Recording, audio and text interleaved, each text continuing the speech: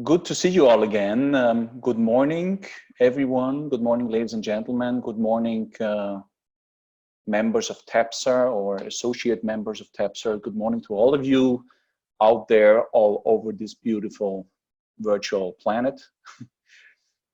Welcome to this TEPSA event on the spread of the coronavirus, the COVID-19, and its implications for EU integration, where we'll be talking almost from one home office to the next, and look forward to an interesting debate. The COVID-19 has been an unprecedented challenge for the whole world. As of yesterday, the numbers from the ECDC, the European Center for Disease Prevention and Control, are officially that we stand at approximately 2.5 million people infected worldwide, officially, and approximately 170,000 deaths worldwide. We're counting. With Europe being at the epicenter of the coronavirus, one half of the deaths one half of the infected, in fact, have occurred in Europe, and 2/3 of the deaths have occurred also in Europe. As you know, some EU member states are hit harder by the virus than others. Countries like Italy, Spain, France, Belgium. Others are confronted with a rather exponential increase of contagion, like the UK, like Russia, or like Turkey.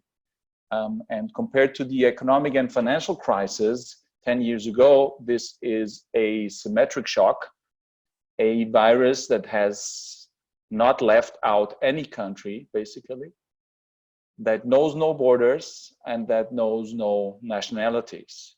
It is a challenge for everyone, for all of us, a challenge with dramatic implications for our health systems, putting them under serious strain, under serious stress, or even overwhelming them, and a virus which is causing traumatic consequences for our social and economic well-being.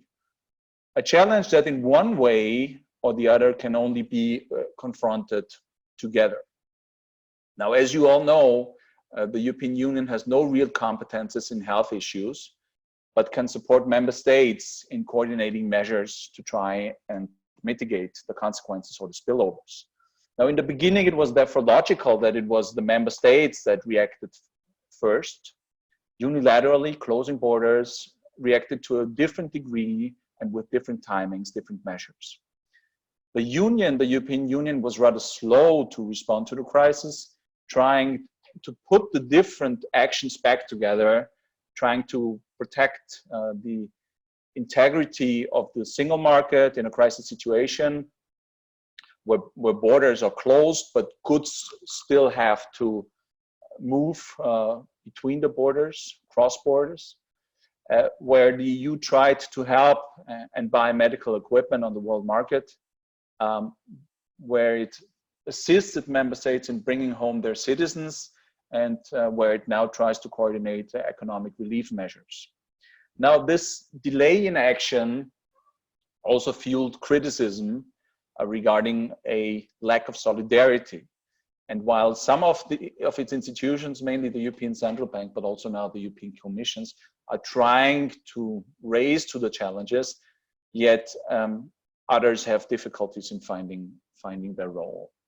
Now, there are substantial differences between the member states, and as a network of European think tanks, I think it's a very good idea for TEPSA to have organized this group of people and discuss the different policy responses and their implications among some of our members. Timing is good. The European Council video teleconference is just around the corner, will take place tomorrow. And that gives me now the pleasure to present you to the best panel you could actually imagine in this situation. And I would like to welcome, first and foremost, Ilke Toygür from the Elcano Institute, where she is a senior analyst of European affairs in Madrid. Hello, Ilke. And next one in line is Funda. Funda taken from Berlin, Germany. You know Funda, she is the director of the Institute for European Politics in Berlin, the Institut für Europäische Politik, and also, just as Ilke, forms part of the TEPSA advisory board. Hello, Funda. And I would like to welcome also Adriaan Schout from The Hague. Are you in The Hague or are you in Amsterdam, Adriaan? Oh, The Hague. You're in The Hague. He's a senior research fellow at the Clingendael Institute in the Netherlands. And last not least, Eleonora Poli in Roma. She's a researcher at the Istituto Affari Internazionali in Roma. Ciao, Eleonora. Ciao. Ciao. My name is Paul Schmidt. I'm the Secretary General of the Austrian Society for European Politics in Vienna, and I will try to chair the meeting. Now, how do we plan to roll out this discussion? We will kick it off with a 7-minute presentation by each speaker, where I would like to ask the speakers to describe a little bit the circumstances in which they're living through, the situation in which they're living, how they can actually work in this situation, but also then analyze a little bit the policy responses to this crisis, the respective national policy responses, how they see it and how they perceive it. Now, the second step will be a sort of a Q&A between us, but also with the audience. Now, you will see in this application that there's a little thing called a Q&A box, which you will see.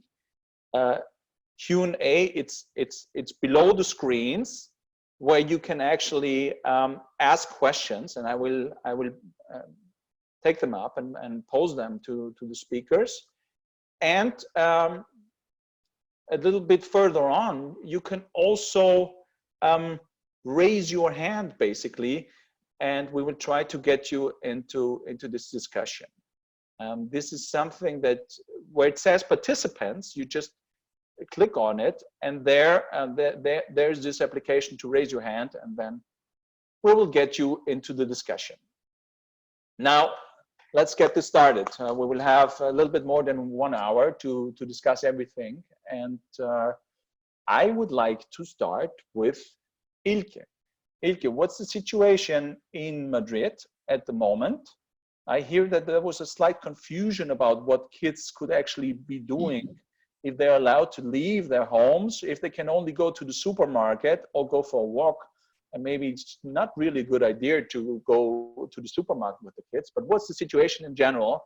How do you actually evaluate the policy response by the Spanish authorities? Thank you very much, Paul, and thank you very much, TEPSA, for organizing this very timely debate. I think TEPSA has a very privileged position, being a network of European and beyond think tanks. I think I very much value this discussion today that we are having right before the European Council meeting tomorrow. Just to clarify Paul's question first, that yes, the kids can go out for a walk now, but this was definitely yesterday's hot topic. If you look at the general situation in Spain and how it has been since the beginning of this, I think I should also start stating that Spain is, together with Italy, is one of the most affected countries in the world. It has more than 200,000 people affected officially again, and more than 21,000 deaths officially. It's the second in infected and third in deaths in that regard. So it's a very dramatic picture that we are facing here. It's also very important to understand the political environment in Spain to be able to judge and evaluate the reaction of Spanish officials. What we are seeing here is a very polarized political environment. Some of you may remember 2019 was a super electoral year for Spain. In addition to 2 national elections, there were also European Parliament elections and local and regional elections. So it was definitely electoral year in 2019, and it took a while to establish a government, and it was just established in January 2020, which is the first coalition government of democracy. So when you see this picture, it is more understandable some of the doubts or issues that Spanish government had. So basically, right after getting started, it found a pandemic to tackle with just immediately.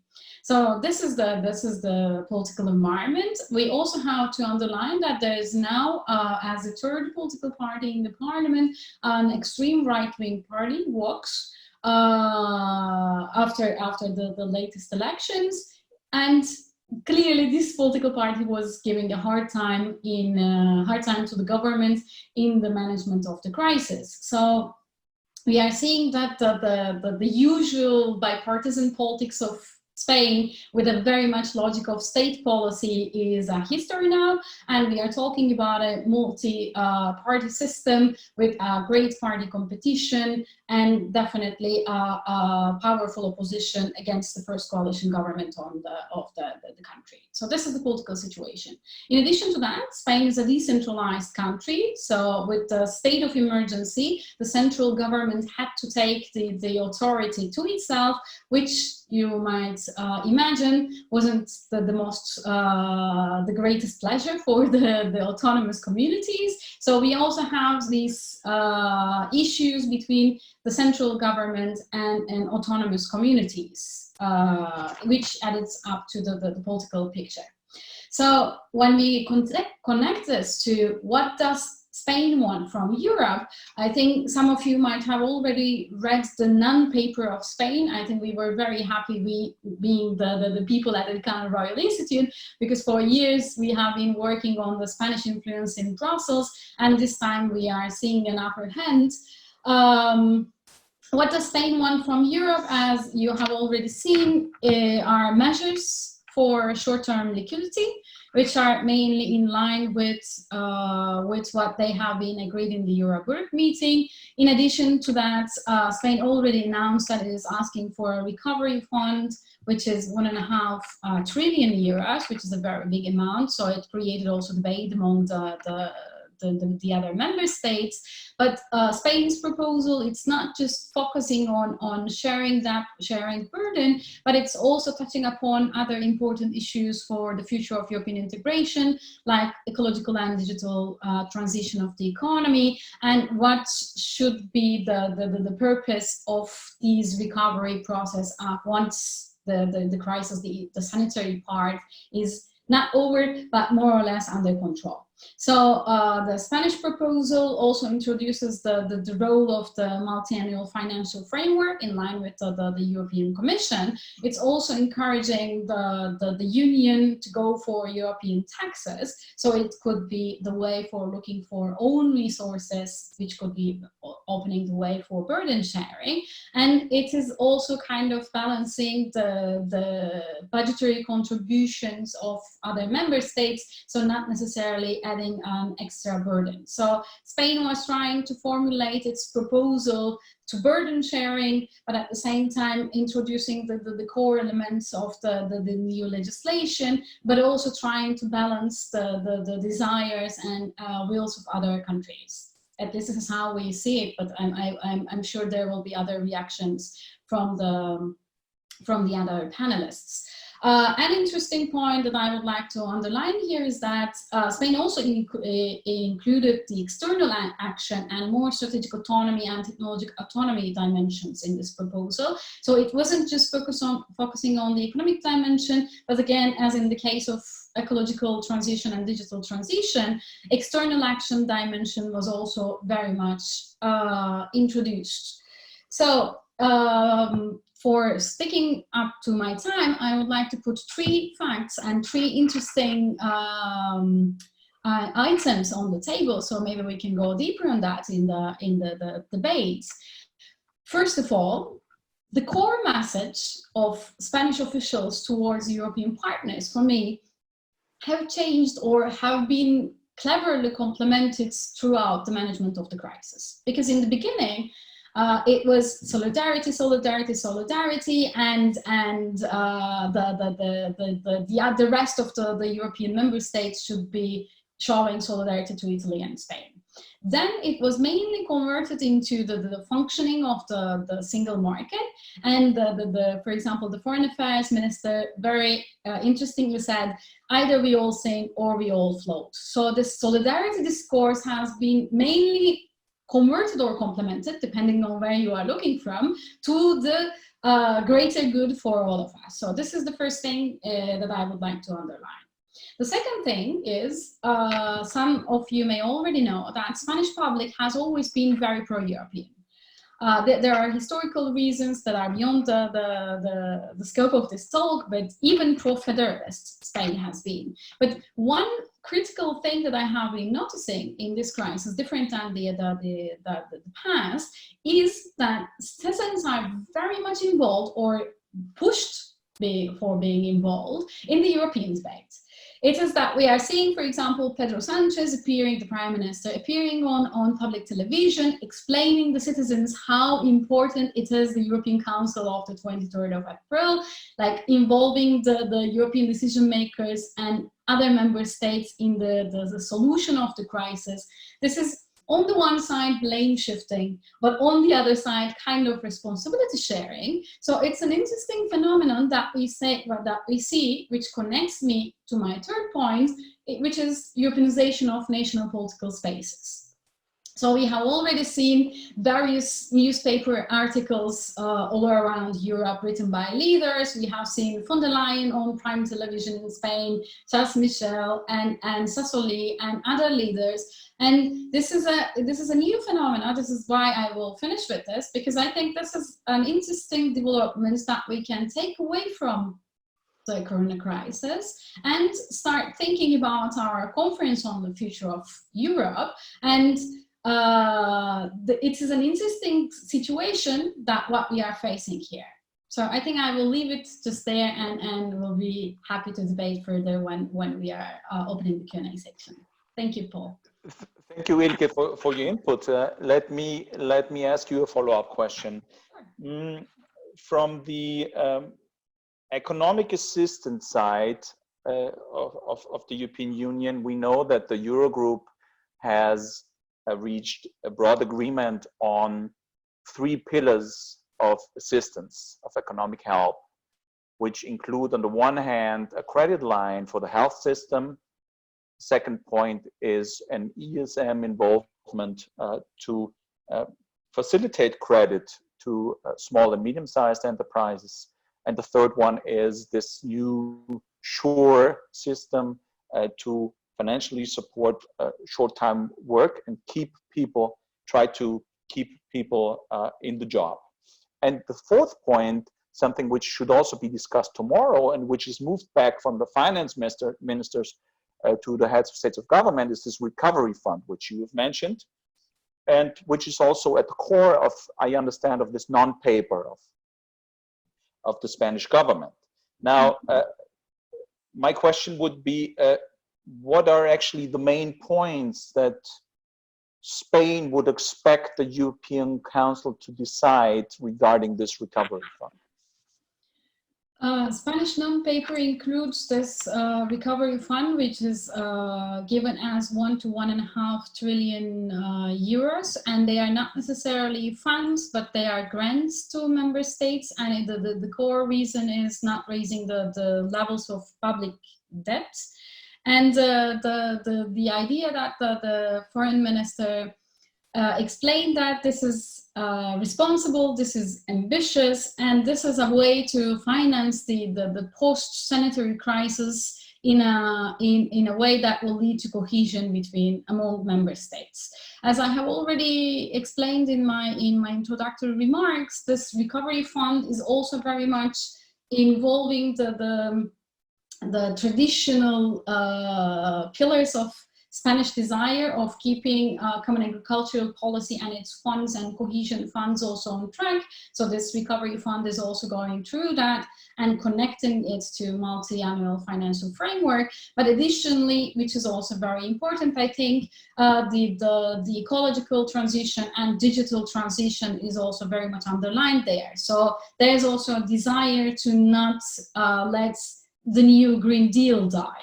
So basically, this non-paper is a combination of burden sharing for the reconstruction period after the Corona crisis, but also introducing some of the core elements that Spain has been defending for the negotiations of multi-annual financial framework, and some of the core points that the country has been pushing forward in the agenda in European affairs, like external action dimension, the more strategic autonomy, etc., and CAP and cohesion funds as well. Yeah, no, I when I was reading the 2 to 3 pager, I was wondering if it's not just too much of content, because I understand that the recovery fund now in this crisis situation is actually the most important element, but then at the end you also see this focus on cohesion, digital transformation, ecological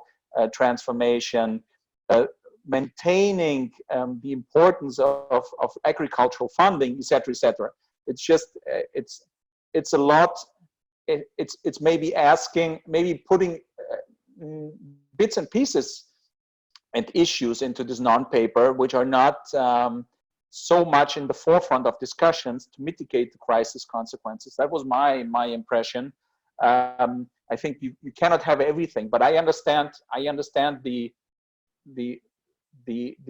interest that we would need some sort of instrument or help within the existing legal framework that would not be credits, another different credit line which would increase the public debt, but the sort of grant system or very, very long-term credits which do not actually, which mitigate the pressure, which soften the pressure on the public debt situation. But it is indeed an interesting element to discuss, and we will see how it turns out. Thank you, Ilke, for that. But let me just move on to Funda. Funda, your turn. What's the situation in Germany? Is it? I imagine it's a little bit like in Austria. It's much easier on the public than in Spain or Italy. But I also understand that regarding the policy response, there's the national level, but then the European level, and the German Chancellor was quite outspoken yesterday or the day before yesterday regarding a thinking out of the box concerning the next multi-annual financial framework. What's the situation, Funda, from your point of view? Yes, thank you, Paul, and also thank you for TEPSA for having organized this debate. And I think, yeah, I can directly link up to what you were saying and hinting at. I think really we have to say that Germany is one of the countries that might be getting out of this crisis rather more easily than other countries, because less infection numbers and also yeah, more measures or ability to cope with it. But I think there are also some of the problems, internal problems and structural problems that are just affecting Germany. And here I think it's of course also the question of being a federal state. That is of course an advantage and might also be a disadvantage at the same time, because of course the federal state, you know, you can directly decide on measures affecting in line with the affection and scope of affection of different regions.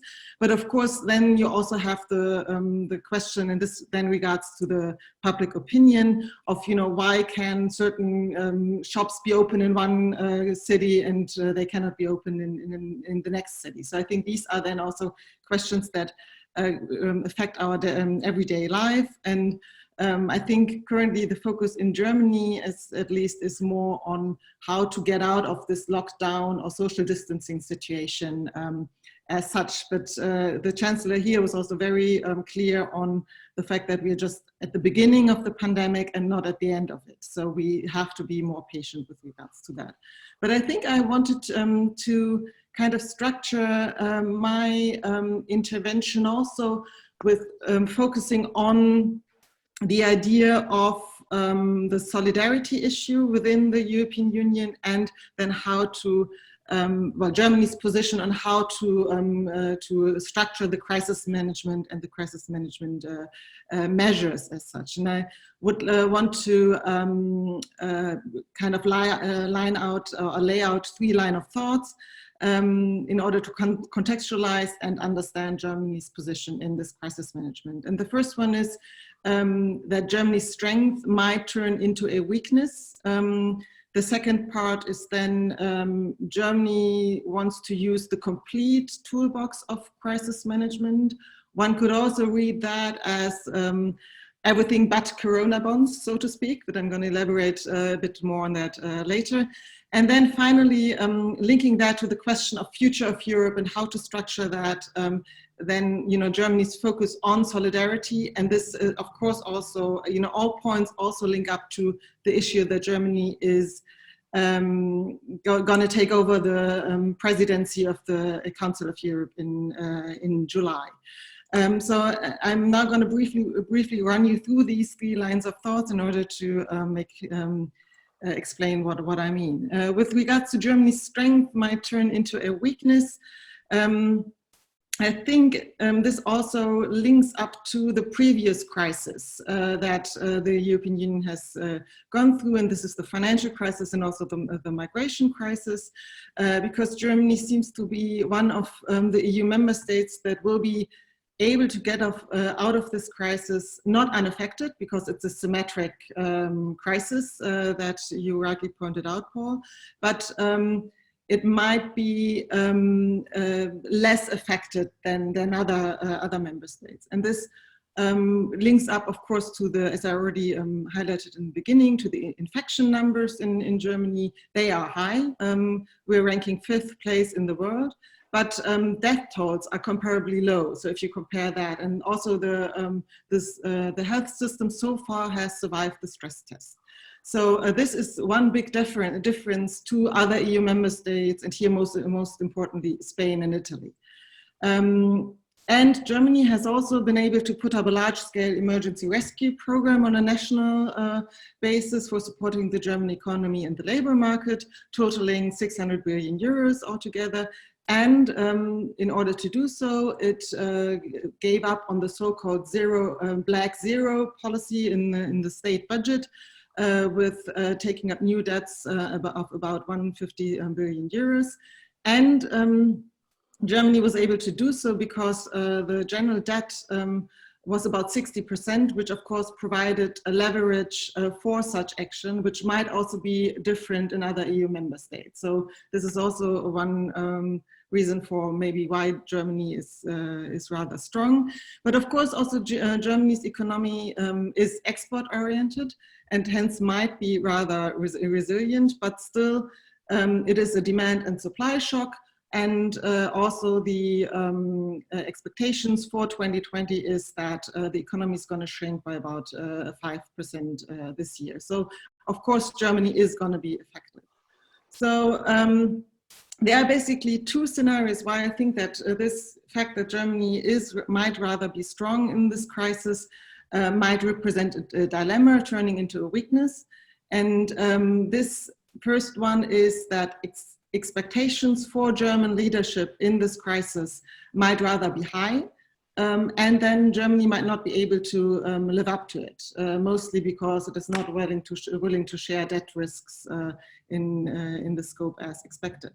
On the other hand, if expectations, it could also be a dilemma because expectations for German leadership are rather low to begin with. And this then roots in the experiences of the financial crisis, where Germany was already accused to just go the German way, basically, not really thinking about the other member states.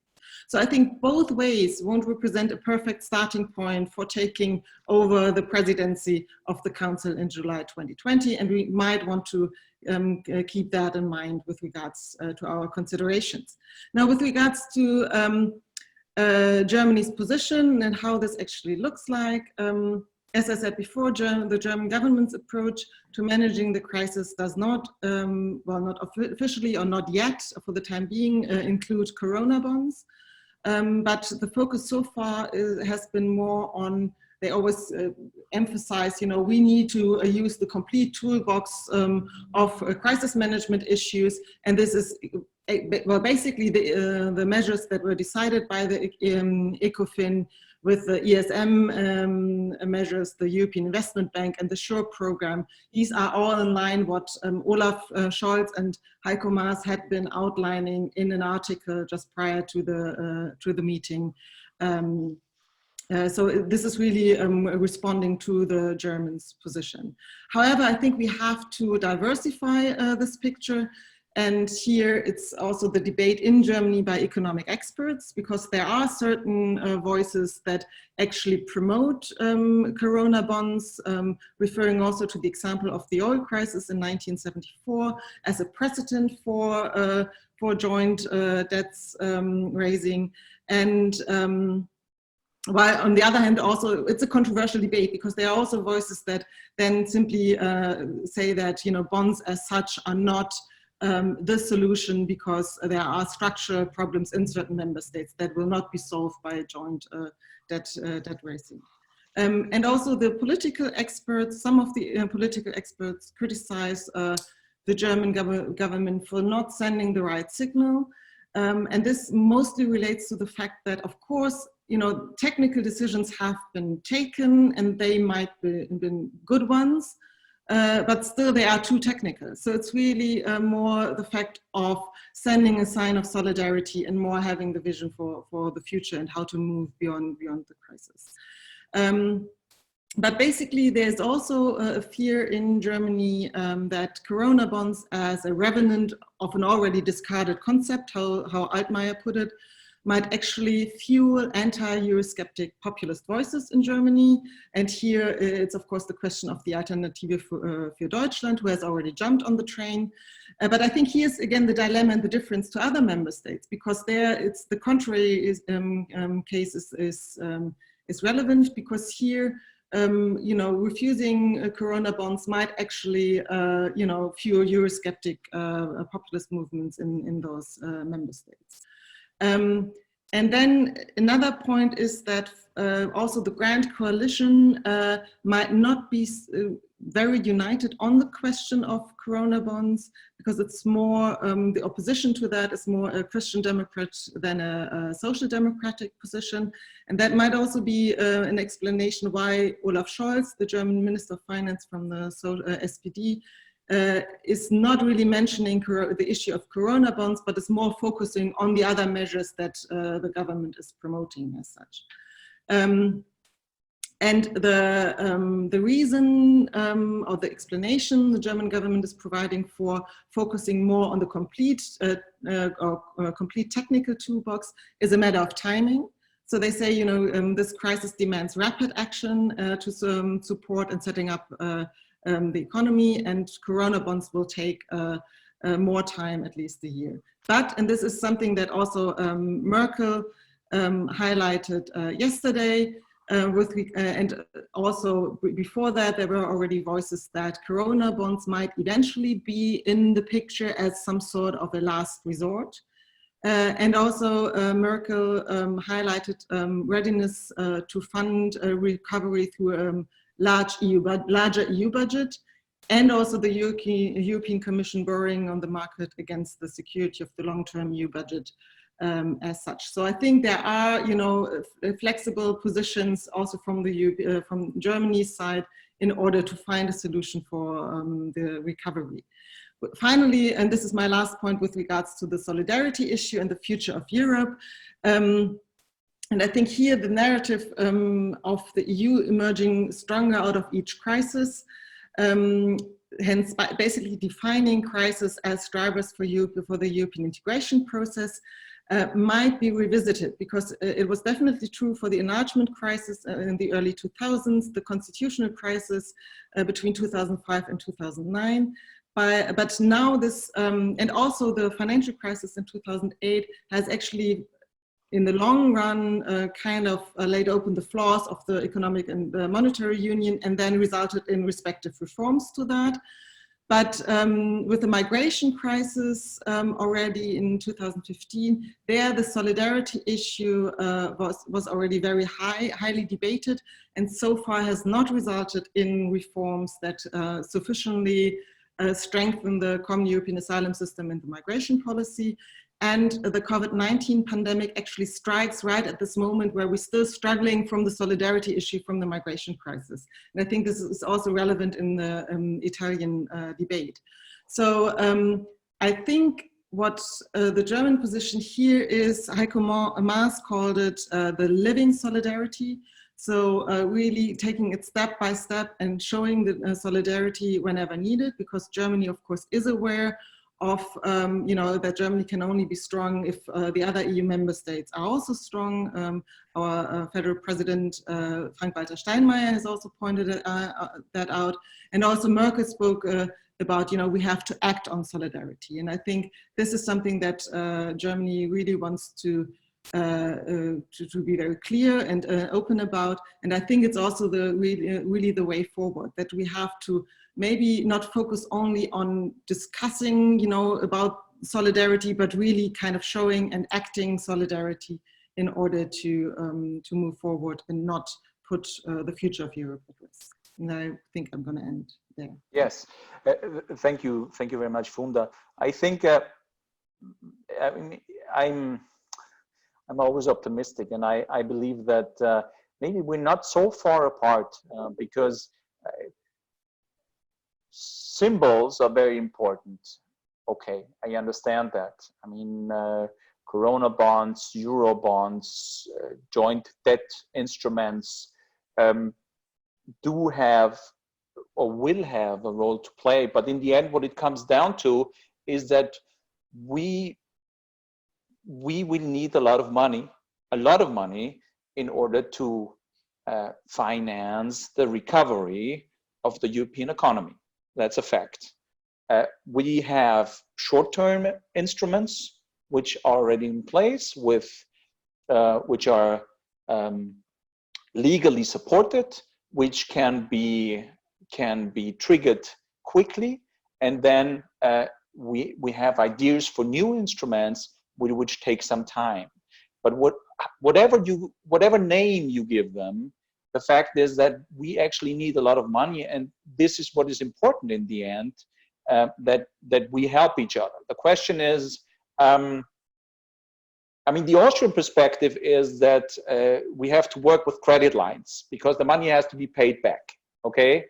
But even if you have this position, the question is, how long how many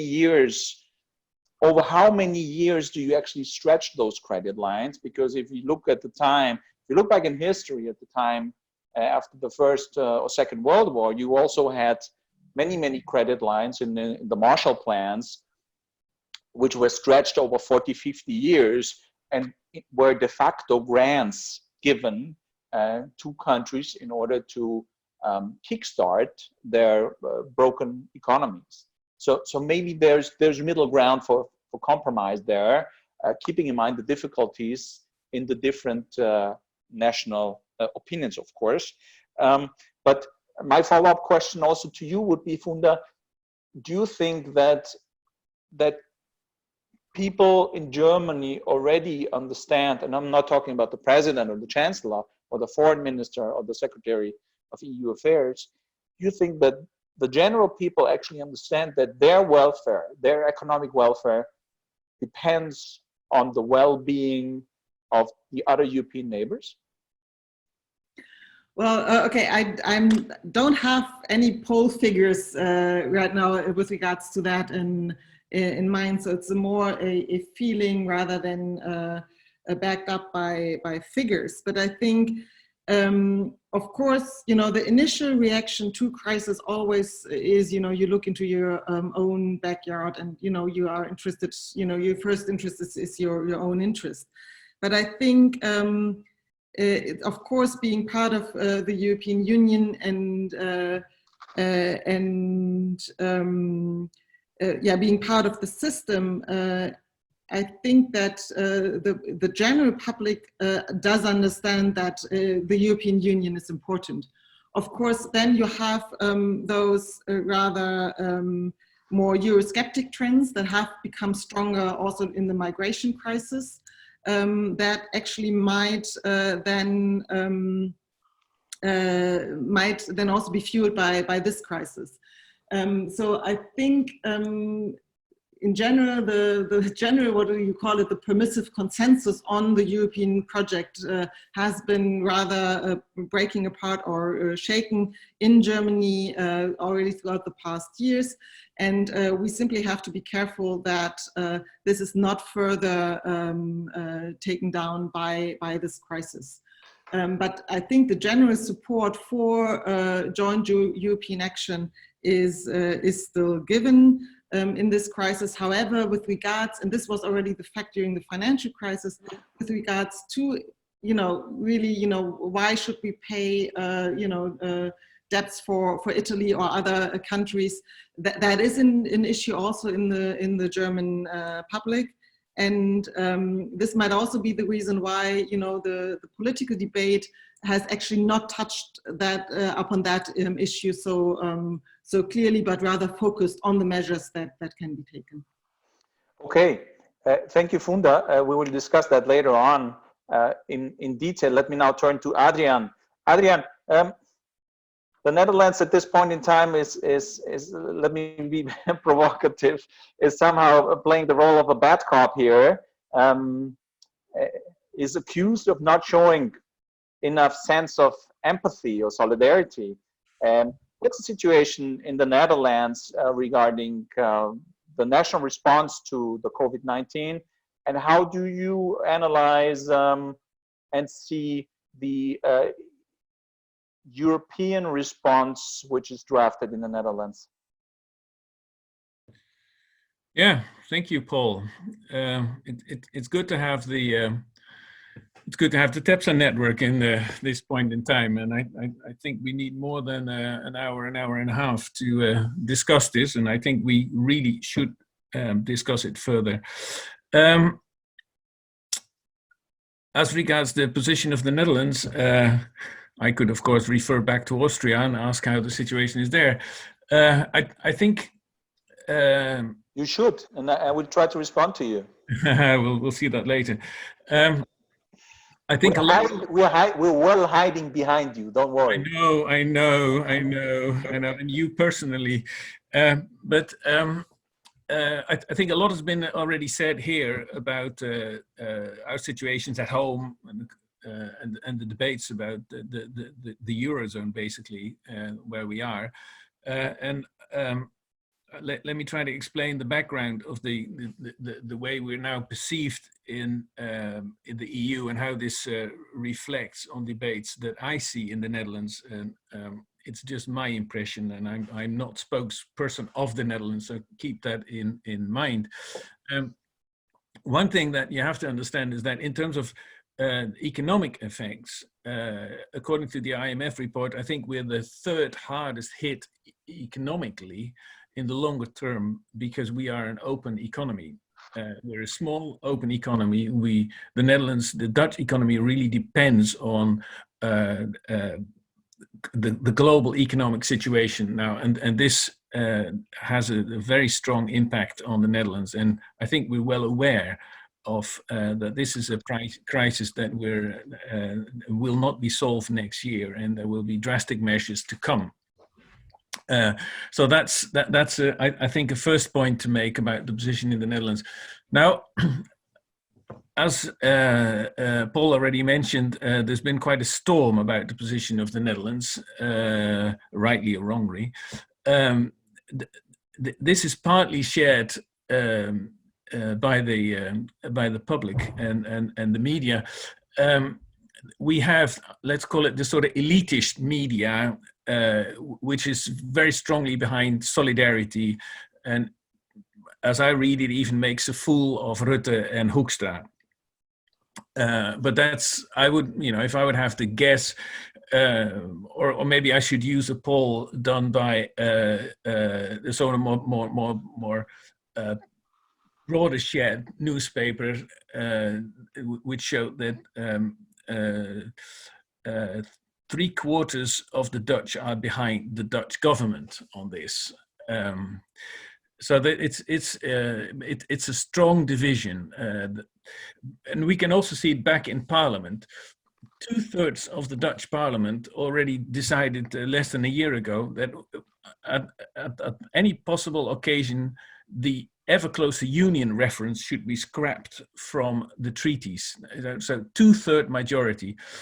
About the same majority already said about the MFF discussions we had a couple of months ago in the EU, no higher MFF. A similar majority in Parliament also said no euro bonds. So the public atmosphere is on the one hand slightly divided, but also outspoken with some groups, a smaller group, pro-European, if you would like to call that pro-European, and 2/3 majority.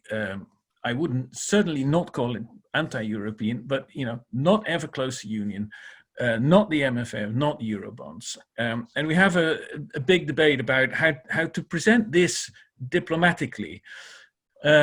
My worry, if I look at how other countries have been talking about the Netherlands, that worries me more than what Hoekstra said. Of course, and we understand when there's panic and it's a health issue, people are dying. It's of course the cold thing to say, well, why don't you have your house in order? We understand that. But on the other hand, if you look at the anger from other countries on the Netherlands, the Costa, Conta, Macron, but also the Financial Times persistently calling the Netherlands a frugal country. Whatever you can say about the MFF, it's not a wonder of efficiency and effectiveness. And we're the biggest net payer. And then we consistently see ourselves presented as a frugal country. The biggest net payer in terms regarding your GDP or per capita? Yes. Well, net payer in terms of what we put in and what we get out of it. That's a detail, but it's the sort of presentation as the frugal, unpolite, repulsive country, anti-European. You should leave the EU, as Costa said.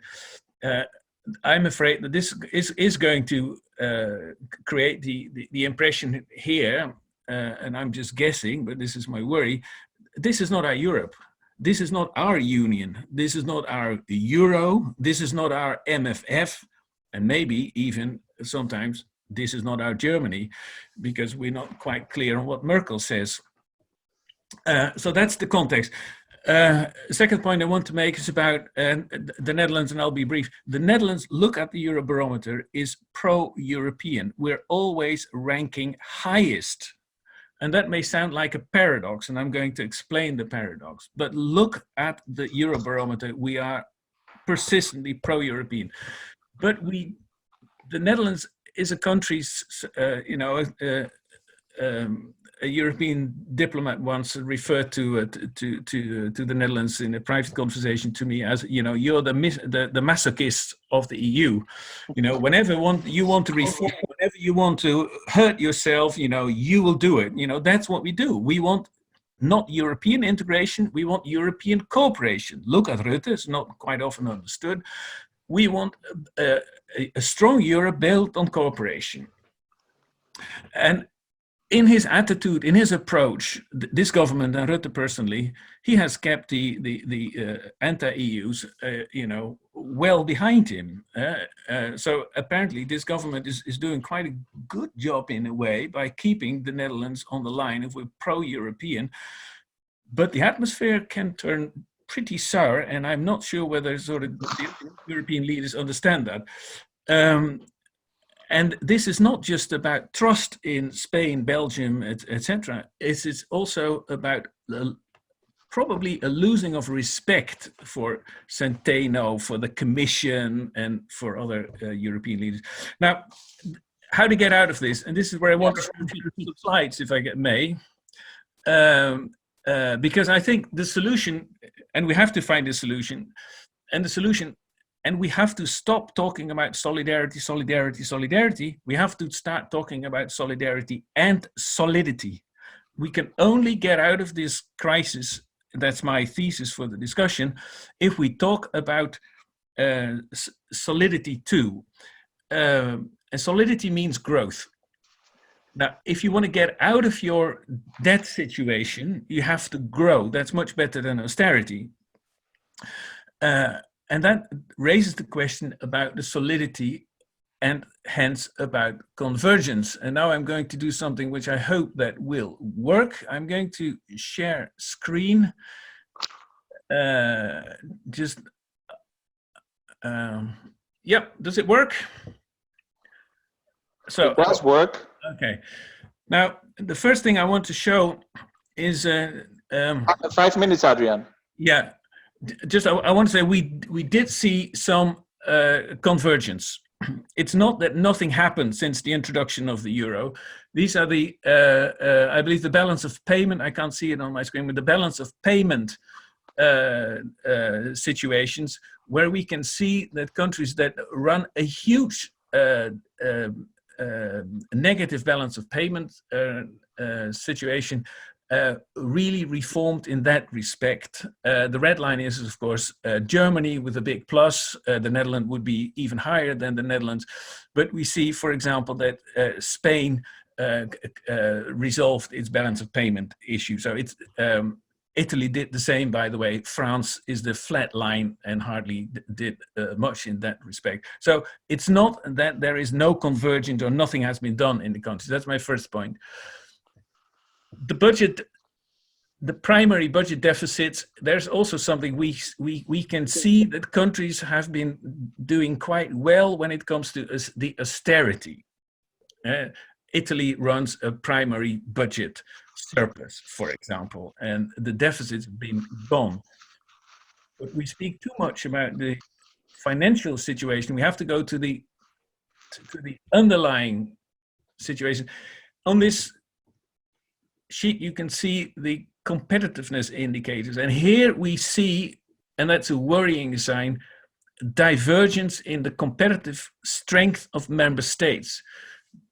Germany, the Netherlands, Finland are high, even able to climb in the top 10 globally, whereas other countries remain low or even fell down.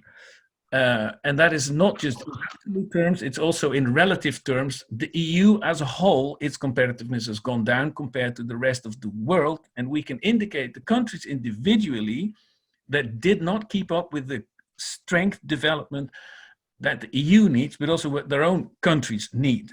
So divergent when it comes to competitiveness indicators. The Eurozone countries' debt ceilings, the state debts, well, that's, of course, it's a hard message is 6 countries up or below 60% state debt. And that at the end of 2019, after a period that has been going well, 6 between 60 and 90%, 7 close to 100 or far above. The European semester and the way the Commission has been supervising this semester simply failed. We have to talk about that. That's unacceptable. For later, we have to talk about it. Unemployment levels, same picture. Some countries have been doing really well, others kept high unemployment figures. This is growth per capita. I don't know whether I can show it on the screen if I mark on it. Here's the introduction of the euro around 2000. Can you see that if I put a line on the screen? Yes. And we can actually see that the divergence has happened basically in the run-up to the euro and afterward. And this divergence in terms of growth figures per capita has not changed. This is the one of the core problems. Labor productivity, labor costs, Italy, Spain, this is the introduction of the euro. Afterwards, we see the divergence in terms of labor productivity. For Italy, for example, it's a difference between North and South in wage negotiations, but that's not the only explanation. General expenditures of the government, you can see the Netherlands and Germany have their share, this is share of the economy. This is an important picture. The share of the economy of the public sector in the Netherlands and Germany is somewhere around 45%. But if you look at, for example, France, it's 55%. Now, why is this important? If we talk about a bigger MFF, this means that the share of the public sector will grow. Now, we had already debates in Italy and France about minor shares of cutbacks at the public sector, which were very sensitive.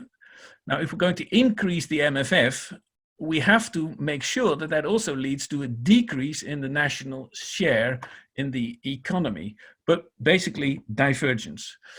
Now, how do we explain this divergence? I have a lot of indicators. I will not show you all of them. If I correlate the competitiveness to regulatory quality, the quality of legislation, we see a very strong explanatory index. We see sort of the good guys are here. It's Denmark, it's Germany, it's Finland. You know, the medium guys, Italy, France are here, and then we've got a few of the the worst performing. Very strong explanatory competitiveness, rule of law indicator, high explanatory variable, same groups, same lines. I can go on. I have a lot of these kind of. Please don't. You have 30 seconds left. I know. I'm going to come on, Paul. This is important. The conclusions. I think we have to stop talking about solidarity. Yes, we have a short-term crisis to deal with, but we can only find the measures for the short time, largely solved by the ECB, by the way, at this stage.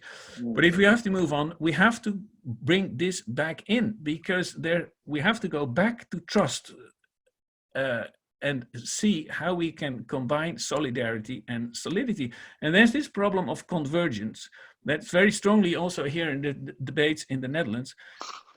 Is this situation maintainable with the euro? A lot of things to say, but I'll pass back to you, Paul. Well, thank you very much, Adriaan, for this input. I think very important data, but also some provocative statements, if I may say.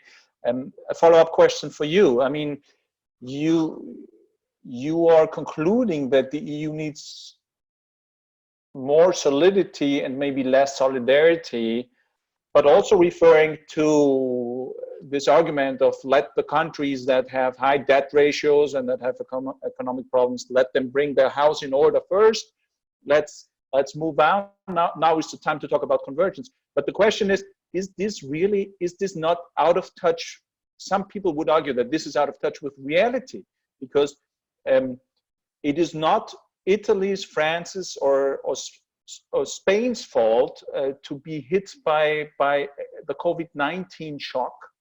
And we're not talking about all debt, but we're talking about coronavirus-induced debt and coronavirus economic implications for their economy, with millions of people losing their jobs, with a tremendous and traumatic economic recession which is coming up.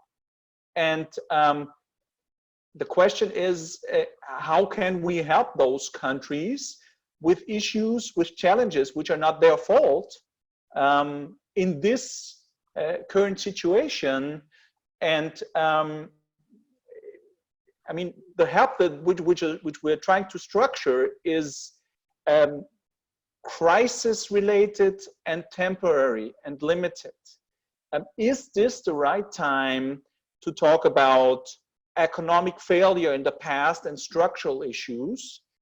Can you actually convince the others that this is You have 1 more minute. change economic structures. How do you connect those two things so that people would actually agree with you? Well, what I did is I wanted to show how I think we can put the debates in the Netherlands in context. I think your question that you just put to me, I think is the same one you put to Ilke. Is this the feasible package to discuss at this stage? And I think in the Spanish package, there's also tax reforms, something we can also discuss.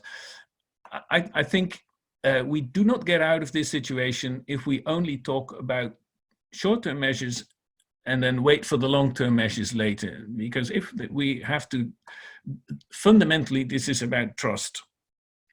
And honestly, this is the fundamental issue. It is about trust. Is it worth to go on with the euro? The euro has been created in 1991, introduced in 1999. We all know the history, and then the coins came, and then we had the crisis, and this is the second crisis in about a decade, and it's waiting for the next crisis. This is also the situation where in the Netherlands we do not want to become just like Belgium, where it's Flanders against the Walloons, or in Spain, where Catalonia thinks it earns more, or Germany, where there are debates about the Ausgleich, and or Italy, where it's north versus south. This is the picture of how do we establish an EU based on strong member states that can do what needs to be done. And that debate, and that's why we can only deal with solidarity and solidity at the same time. To me, the perfect EU at this stage would be where the Netherlands talks about solidarity and Italy talks about solidity. No, honestly. Yeah. And you cannot separate it, because yes, there's wide support for what the ECB is doing. Adriaan, I have a suggestion. I think we also accept that there will be dead writes-off because it's necessary. Maybe we could just switch the governments and send the Italian Prime Minister to lead the Netherlands and Mr. Rutte to go to Rome. Maybe that would help to change the perspective. You're truly thinking out of the box now, Paul. Congratulations. Well, Adriaan, we will discuss on this, but let me, as time moves on, let me now move to Eleonore. Maybe you can close your slides. I don't know how to do it, Paul. I know. Maybe you can close your slides so we see everyone. Eleonora, you're here with us. Yeah.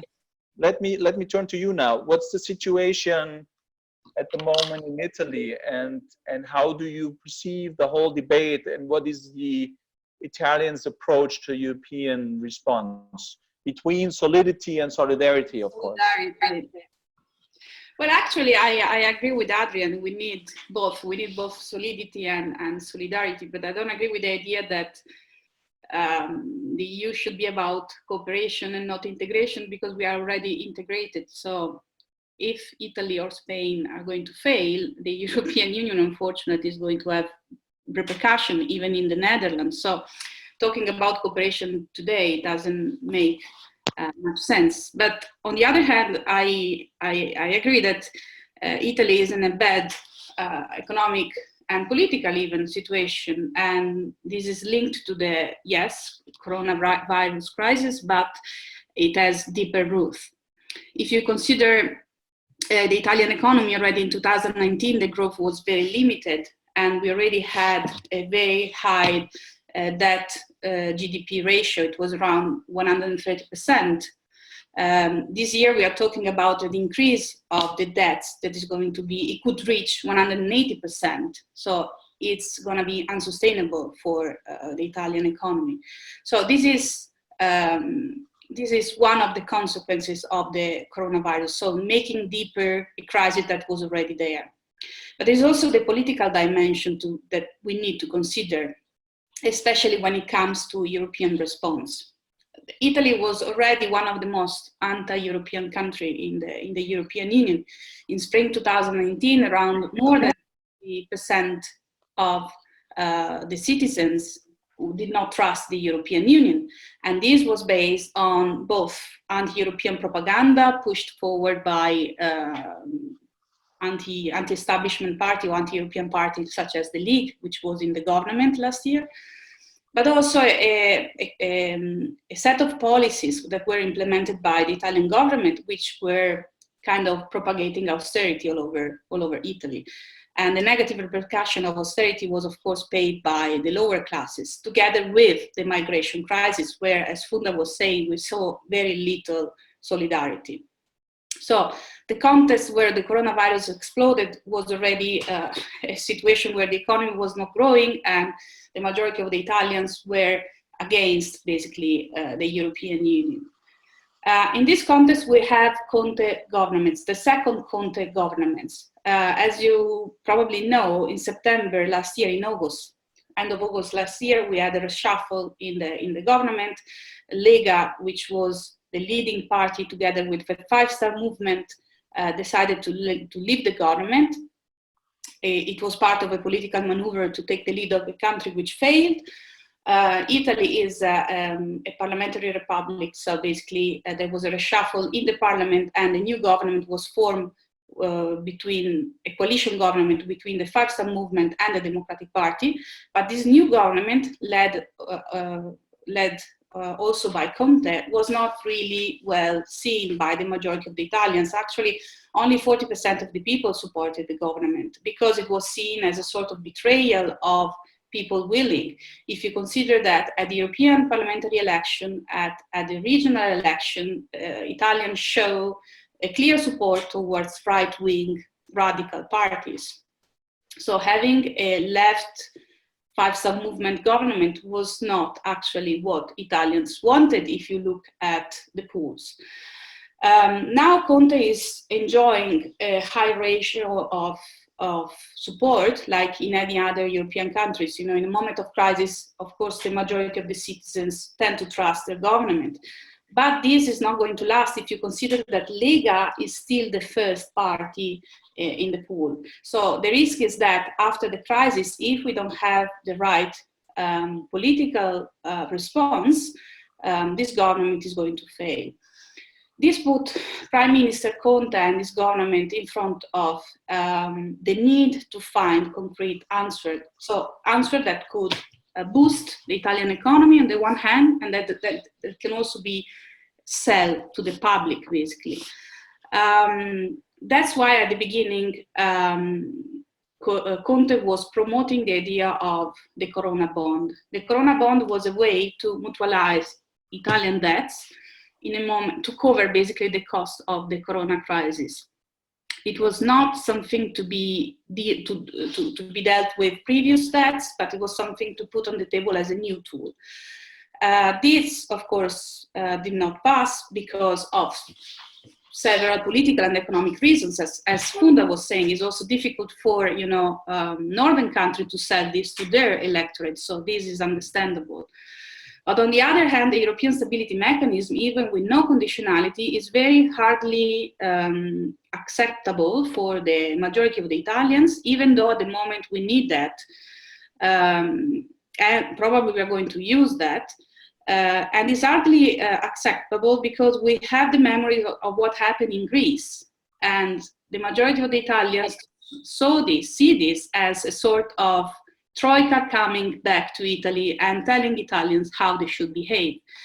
So this is going to be very hard to be told to the people. What Italy needs at the moment is very similar to what Spain needs at the moment. So we need a sort of European Marshall Plan, so a set of grant that will finance the economy. The problem with the European Stability Mechanism is that it's going to finance just the health system, so also the industry related to the health system, but just this part of the economy. We have certainly the SURE plan, which is going to help with the unemployment, and the European Investment Bank with companies, and of course the European Central Bank, which is buying Italian debts. But still, what Italy needs and what Conte desperately needs to put on the table for the economic reason, but also for the political reasons, is a set of a recovery plan which will finance the economy to relaunch basically Italian economy. The problem I see at the moment is that even if this recovery plan will be discuss tomorrow and hopefully, but very difficult, it will be very difficult, but maybe promote, it will take a while to be implemented. And Italy, but also France and Spain needs basically a cash of money in the short term. Otherwise, it's going to be too late.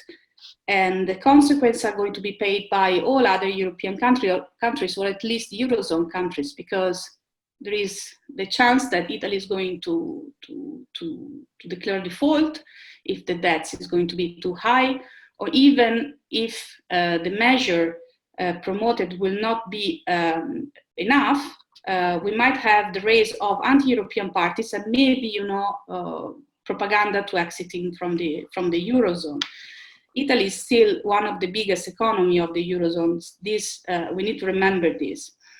The problem that we are facing is that all what is coming from the European Union at the moment is not accepted by the majority of the citizens. This is because, as you were saying before, Paul, the response from the European Union was came a bit late. The measures that were taken were extraordinary and unprecedented, but they came late. The first response that Italians saw was Austria closing the borders. Then we have, Lagarde declaration about the ECB not being there to close spreads. So the idea that is shared by the majority of the Italians is that being part of the European Union is convenient just in time of prosperity, and every time there is a crisis, Italians and Italy is left alone.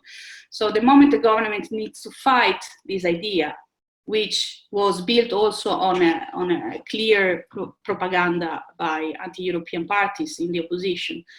So to fight against this, but in order to fight against this idea, we need also to take home some reforms or plan that are going to be useful to the Italian economy, basically. Thank you, Eleonora. There's a question from the audience here to you, asking, do you think, what would the Italian government say, or how would the public reaction in Italy be if other countries would actually accept the credit lines offered by the ESM? Would that help? Already, Conte was saying yesterday in the Parliament that we need to accept the European Stability Mechanism because Spain needs it, and we cannot abandon Spain. So there is this way of putting things without taking responsibility. Yes. Of course, Italy will accept it in the end, but we need to have something else. This is just a political question. From an economic point of view, everything that comes is good. But from a political point of view, we need also to present the European package in a way that is acceptable to the majority of the people. Mm-hmm. And this is the fact that the majority of Italians are against the European Union is something that we have to take very seriously. What do you think should be done in order to change public opinion in Italy? I think and the second question would be, on a different note, where do you see common ground with what Adriaan has presented? Okay. The first question is that we need to have a package of reforms that are going to affect people's lives. So, for instance, the SURE plan could be something already, like saying to the people, okay, this unemployment scheme is coming from the European Union. So people need to see in the daily life, basically, that the European Union is intervening. Consider that anti-Europeanism in Italy is part of a longer political strategy to use the European Union as a scapegoat for everything bad that happened. But it's also but the European Union has some responsibility here as well, like the migration crisis, and there was very little perception from the people that the European Union was doing something. So we need to, the SURE plan could be one first response, but also the recovery plan proposed by Spain will be absolutely the way, to do both, to resolve the economic crisis, but also to make Italians understand that we need to be part of the European Union. As far as what Adriaan was saying, personally, I think that Italy has its own responsibility. Like, So we need to have a more solid economy. So I agree with him that it's easy for Southern European countries to just accuse Northern Europeans to be not solidary in this moment.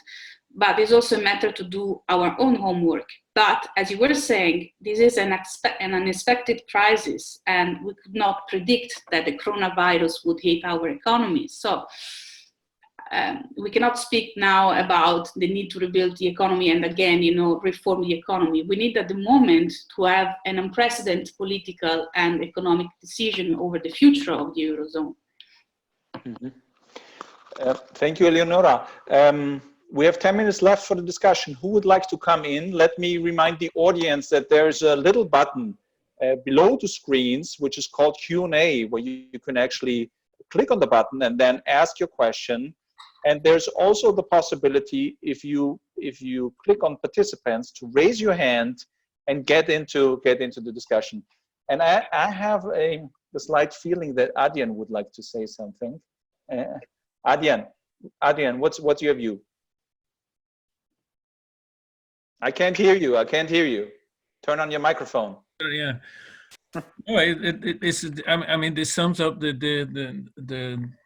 discussions that we have, and I think so far with this discussion, we've just repeated the positions, and that makes me. I mean, I'm not very pessimistic because I think. We will keep this sort of feeling of stalemate as we did in the previous time, and that was the way to solve the crisis. But where do you see room for compromise between the different positions? How do you see a recovery fund evolving and a compromise there where everyone would go back and say that this is the way to go forward? Well, if there is anything that's going to talk about European taxes or European taxation or sort of moral demands for more money, etc., I think that is not going to fly, maybe temporarily, but then the price will be very high. I think the Netherlands could decide this is not our euro. I think in the Netherlands, as far as I can see it, everybody supports the ECB short-term activities. This is a huge liquidity crisis to keep. It's a bit strange to call it a liquidity crisis because there's a lot of money around. But at least that companies and governments, can get through these months. So there's a lot of support for that. Now, we really have to sit down and say, what are the real structural problems that we are facing? And for the euro, this is defined here as the convergence problem. So the solution I see, and I'm sorry to say it's the only viable solution I see, is that southern countries are not going to ask for more money, which they will get, because that's in the end not the issue. But if they start the debates, we cannot go on like this. There's a structural problem. I think that has to start in the south. And then it's not a north-south, but then it's a sort of shared diagnosis. And by the way, I did this. I already said this in a paper 4 years ago, Eleonora, in a paper for EIE, where I ended with where I said that my last sentence was: don't ask what the EU can do for you, but ask what you can do for the EU. And that was 3-4 years ago. I never doubted we would get a crisis again. I didn't foresee this sort of crisis, but okay. We have to address that question. That's where we have to start to find a solution. Yes. I'm sorry to say it's not the popular thing to say. No, but it's we will quote you on this because it's and we will revisit your article. I think that's a good sentence. Adriaan, let me move on because time is running, and I would like to go to Ilke. Ilke, apart from the fact that you want to comment on what has been said, there are two questions for you. One is you talked about the Europeanization of public spaces. Would you think that the current situation will increase Euroscepticism in Spain towards the EU, or how do you think? What do you think the impact of this COVID-19 crisis will be on public opinion in Spain? And the second thing is, what is your opinion? Do you think that the Spanish proposal is actually politically viable? Okay. Thank you very much. I think it has been an interesting discussion, but exactly like Adriaan said, this is underlining over and over again the country positions that I think we all know for all the crises in 21st century. What I wanted to underline before answering your questions on the impacts. And Ilke, I'm sorry to cut you off. You have 1.5 minutes. It's not me, but it's the system that tells me we're running out of time. Okay. So please be very short. You have 3 to 4 sentences. Just get going. Okay. This sounds very fair to me right now, but yes, sure. Then 3 telegraphical messages. One, I think at this very moment in all member states, public opinion should not be used for hiding behind, but it should be shaped cleverly. I think the example of German president could be taken as an important example in that regard. Second of all, this is a global pandemic. This is not the time for talking about structural reforms. This is the time that we resolve the problem, the sanitary issue, and then the recovery of the European economies or the economy of the European Union. And then we can come back to the issue. On the impacts and the possible rise in Euroscepticism, I don't want to play to that.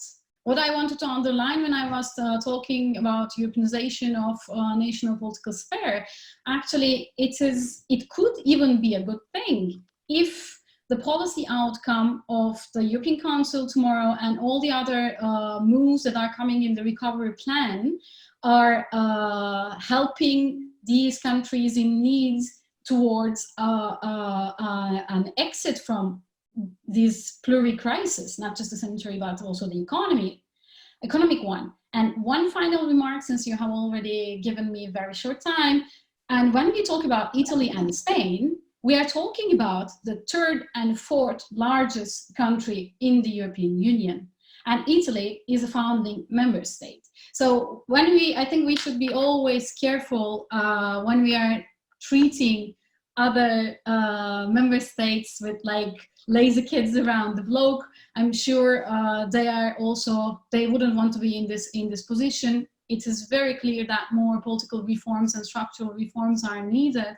But I'm sure if we continue on further integration in the European Union, we will have time to implement and ask for more conditionality in the future. Thank you, Ilke. I'm sorry for cutting you short. No worries. There will be another time. There will be another time and another day. Funda, maybe a last statement from you, and let me also take up one question that comes in from Madrid, from Ignacio. He says that the North-South disparities will be solved somehow because we all have the same currency, but what about the East-West lack of trust? Is this not the bigger challenge for the cohesion of the European Union? Yes, thank you, Paul. And this was exactly what I wanted to take up, because I think it's a very valid and interesting comment to make. So maybe 2 points. First of all, with regards to the crisis management that has been discussed, I think I agree with, we have to deal with the current crisis measures in order to overcome the crisis. But I think also, and here I agree at least with this, with the general approach of Adriaan, that we have to already have the longer view perspective in view in order to make the system as such sustainable. Because I think, we have now continuously experienced the crisis, and if we do not have a sustainable system, it's going to be difficult to get out of it. With regards to the East-West divide, and I think here it's also because we were now really focusing on the public opinion, the economic situation of that. But I think there are so many other dimensions to this crisis, and this is exactly the rule of law issue. that is coming up in the Eastern countries, and we have to really keep that under control and monitor the developments, because this is really something that, of course, is because this is the core value of the European integration. And if in the in Hungary or Poland, this is going to be more of a sustainable development with regards to the rule of law, this is definitely going to be a problem, and this is definitely going to also affect the cohesion within the European Union. So I think we really have to think of that as a poly crisis. So we have the economic crisis, we have the health system crisis, we have the political crisis, it might turn into a governance crisis again, and we have the rule of law, and then the value crisis. So we really have to watch out in order to find a comprehensive solution mechanism, not only focusing on the economic side, although of course this is of course the first thing to deal with. Well, thank you, Funda. I think we're all very very professional in analyzing the situation. Maybe in the next round we will also solve the challenges at hand and find creative solutions for the problems we're facing. Maybe we should stick with one of the last sentences that Adriaan has mentioned. And revisit his article where he says that we should not think what the European Union should do for us, but maybe what we could contribute to make the European Union work. I think rephrasing this sentence would help to widen our horizon. Anyway, time's up. This is going to be continued. I think we have a lot of questions here, and I think there's a lot of demand for further debate, and this has been a little bit of an improvisation today, but I think it worked fairly well. Let me thank you all. Funda in Berlin, Ilke in Madrid, Eleonora in Rome, and Adriaan in The Hague in the Netherlands, and I'm here sitting in Vienna where the sun is shining. Thank you all, the audience, for listening. I think we should say goodbye to the world out there and keep on discussing and keep in touch. I think it was good to see you all again, because this physical distance is not something that really helps in communication, but I think we will have to get used to it. Some people call it the new normal, but I don't think it's really very normal. So let's get back to the old normal, which would be highly appreciated.